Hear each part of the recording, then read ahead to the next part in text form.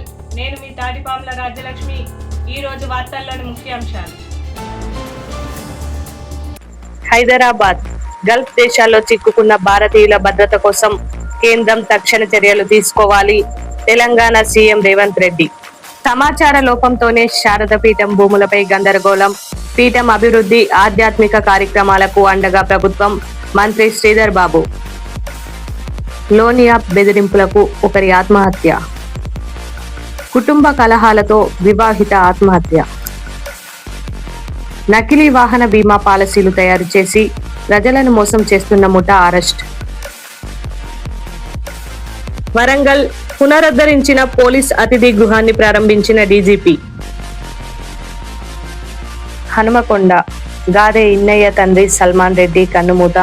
కొడుకు జైల్లో, మొన్న తల్లి నేడు తండ్రి మృతి.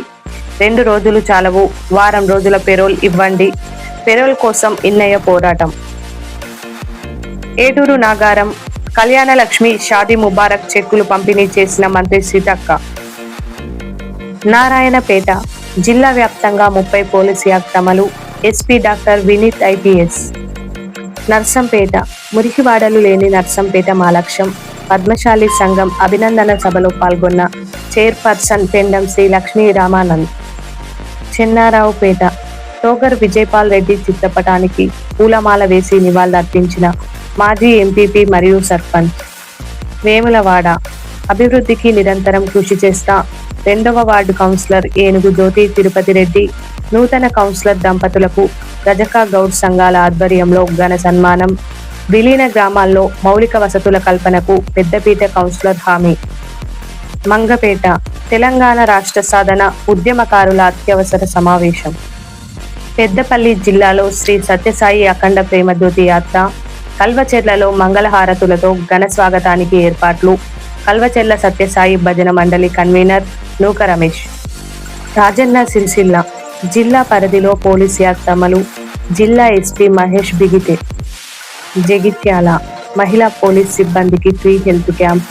క్యాన్సర్ వ్యాక్సినేషన్ పై అవగాహన సదస్సు. హాజరైన జిల్లా ఎస్పీ అశోక్ కుమార్ ఐపీఎస్. ములుగు 2027 గోదావరి పుష్కరాలకు ముందే పూసూరులో పుష్కర ఘాట్ ఏర్పాటు చేయాలి. నేతకాని హక్కుల పోరాట సమితి డిమాండ్. మహబూబ్ నగర్ జిల్లా వ్యాప్తంగా 30 రోజుల పాటు పోలీస్ యాక్ట్ అమలు. జిల్లా SP D Janaki IPS. Khammam నోటీసులు ఇవ్వకుండా ఇండ్లను కూల్చడం సరైనది కాదు. బాధితులకు తక్షణమే పునరావాసం కల్పించాలి. తగిన న్యాయం చేయాలి. ఖమ్మం వెలుగుమట్ల భూదాన్ ప్రాంతాన్ని సందర్శించిన ప్రొఫెసర్ కోదండరాం. యాదవ మహాసభ తాడ్వాయి మండల ప్రధాన కార్యదర్శిగా రవికుమార్ యాదవ్. నల్లగొండ పసిబిడ్డను చంపిన నిందితులను కఠినంగా శిక్షించాలి. చా ఐసా ఫౌండర్ చైర్మన్ ఐదారి శంకర్ డిమాండ్ చేశారు.